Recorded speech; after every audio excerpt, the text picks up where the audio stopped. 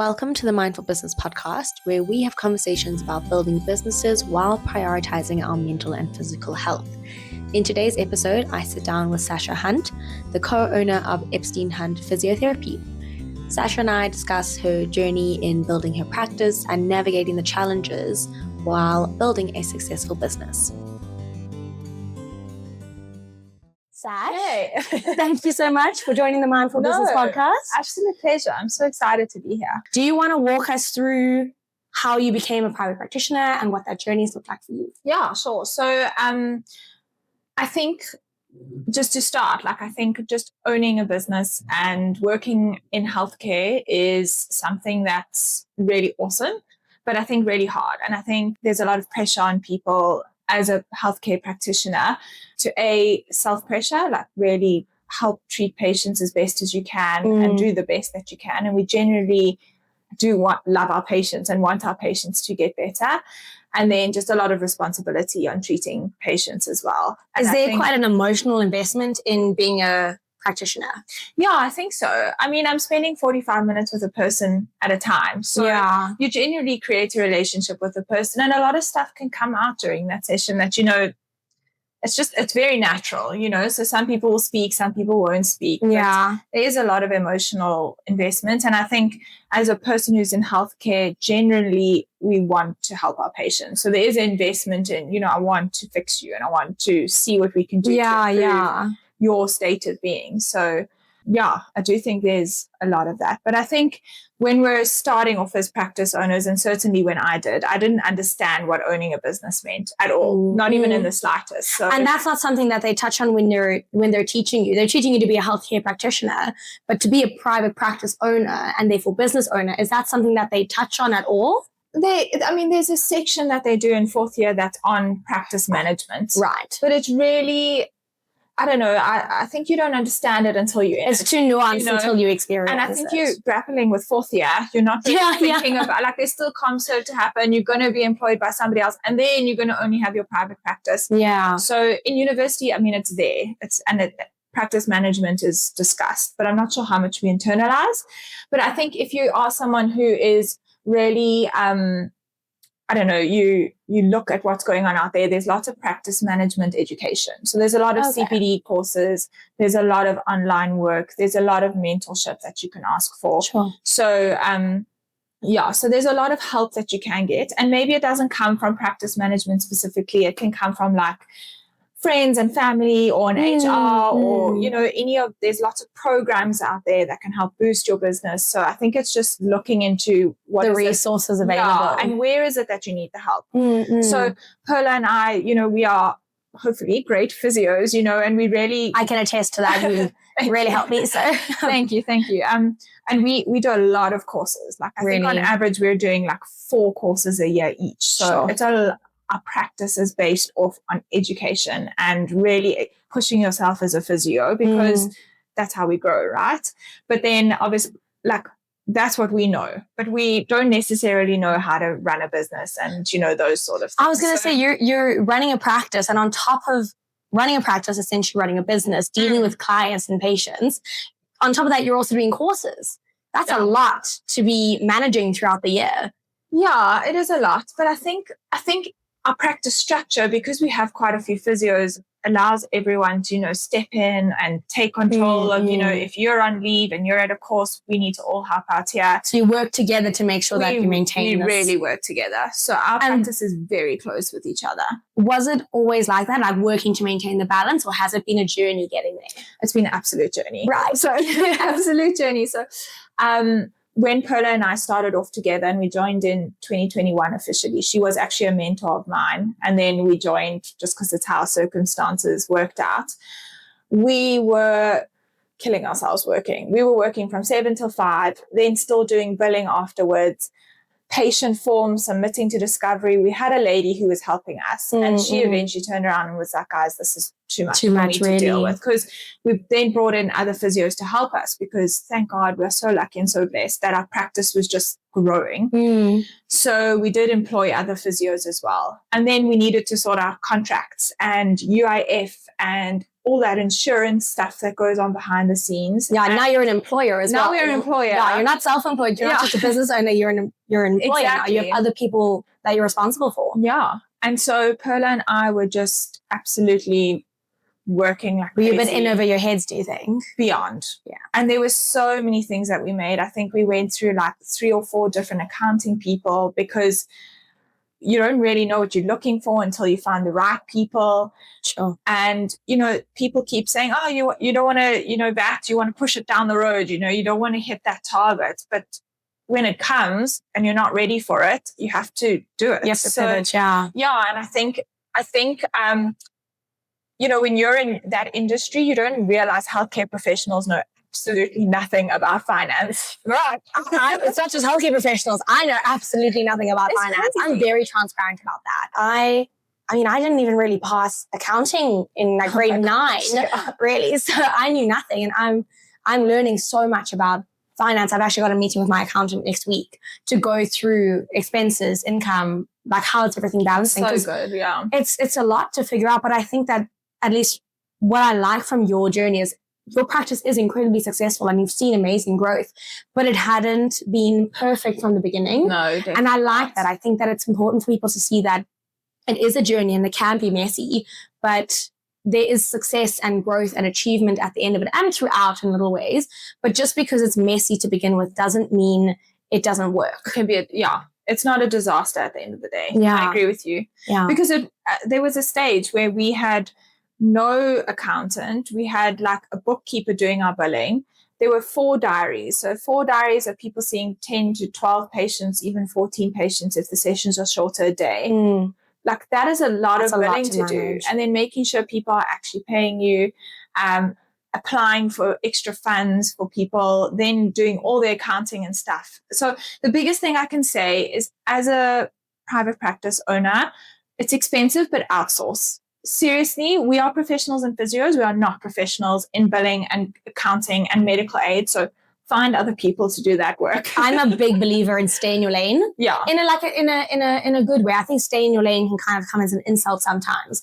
But I think that it's also important from, again, that mental health side of things. Is if we try and do too many things and try and put the pressure on ourselves to be an accountant and to be the bookkeeper and to be the professional in what our service actually is. When you fit that in.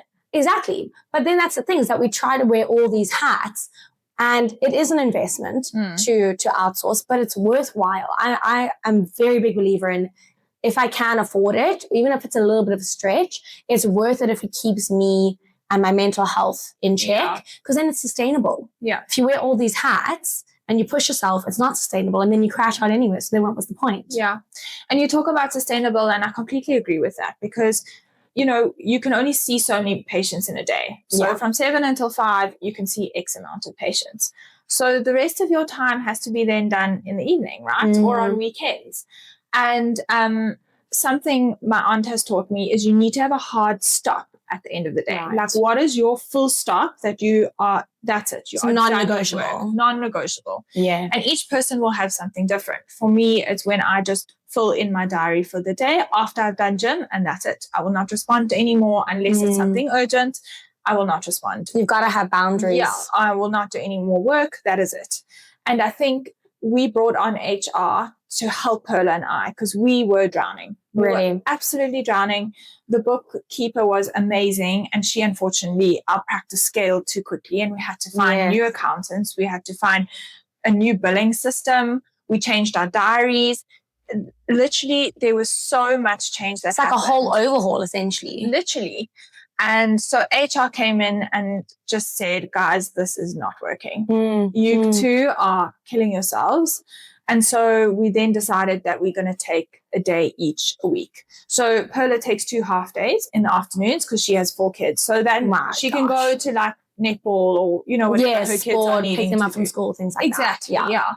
Whereas I take a full Friday off. Lovely. And that's our day, and that's the time that we have decided on that works for us. And everyone in our practice actually takes time they need. So we, we have our contract, and we have the standard working hours and the standard working days and all of those things.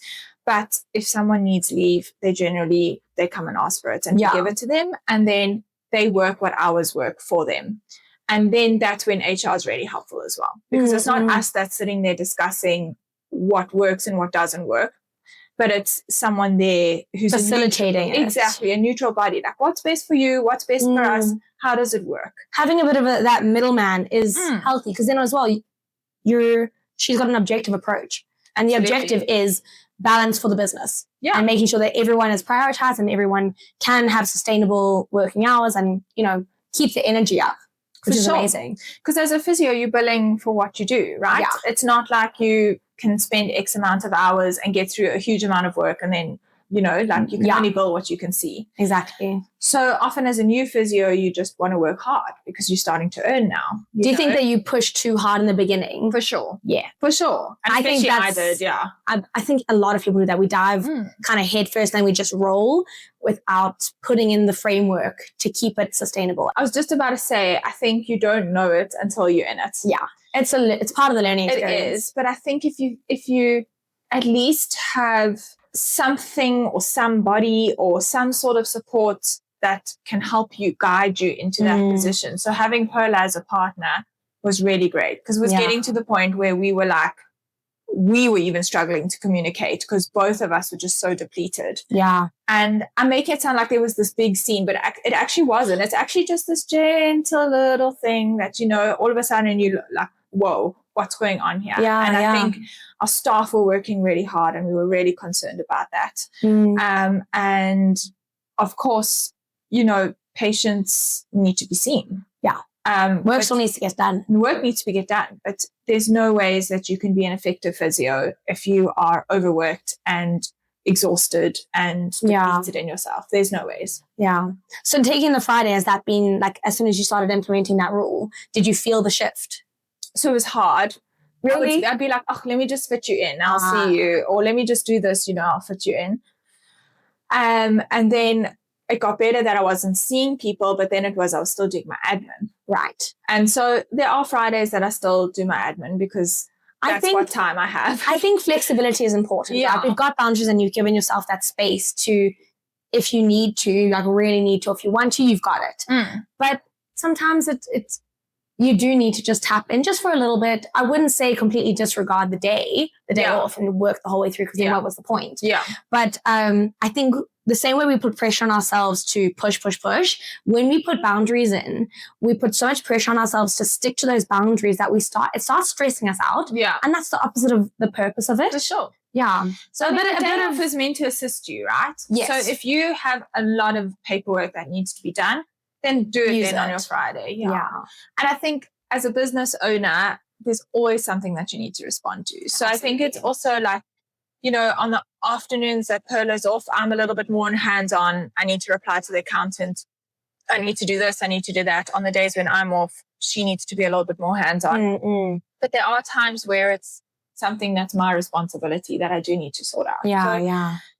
And you know what? Actually, when you have the time, you're actually happy to do it. So when you're feeling more relaxed, thing. Yeah, you're like, oh, I got this. I'm not double booking myself. Exactly. I have the capacity, and that's what it's about. Yeah. So that makes a huge difference. What would you say, as someone, if anyone is going into private practice or is struggling with that dynamic, what is something that you would give them advice on? If you don't have a solid foundation to start off with, it's much easier to slip through all the cracks. And so spend time in the beginning. Yeah. Just at least to some point getting a foundation. Yeah. And I think outsource as much as you can. So we have a billing company. We have an accounting company. We have HR company. Do you know what I mean? We've got people that are assisting us. We've got a marketing company. So we don't need to be focusing on all of that. And I think the other thing is reach out to other physios who are private practice owners, because we're all willing to assist. You know, like I'm a supervisor on the OMT course, although it's now the ANMS course. It's so wonderful to have someone that you can go chat to. And even for me, like all the other people on the course, I go and chat to about that. You know, all of those things. So reach out to someone who is a private practice owner, because they generally will be willing to help. Yeah. And the last thing is, sorry, I'm going to quickly add this in here. I think people think it's very easy to open your own private practice as a physio. Because it is. You because need space and you need a health professions council number, and that's it. And off you go. But don't forget that things are changing all the time. Yeah. And if you are not keeping up with your knowledge and you are not doing your courses, and yes, you can do your CPD online stuff, but you actually need to decide what type of physio you're going to be, where are you going to be, what is your lane, and then really expand your knowledge on that.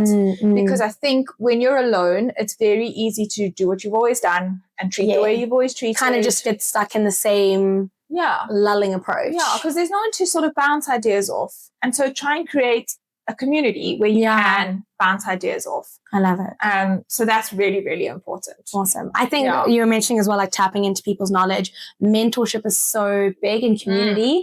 And that's also, again, something that I want to be building is this business owners. Yes, there's competition and, you know, we're still working kind of business versus business sometimes, but there's a community that I think we could tap into and mentorship, community, things like that, investing in your own knowledge, growth. It's not just starting something and then just riding that. It's building it as well. Yeah. And you just said now that, you know, I can't remember what the word was that you said, but it just made me think of like, we specialize in aquatic physio, right? Yeah. Our speciality is the pools. We do land physio, and I'm specialized on land, obviously. Or we're not allowed to say specialized. We have to say I have a special interest in aquatic physio. Right. And I have a special interest in ANMS.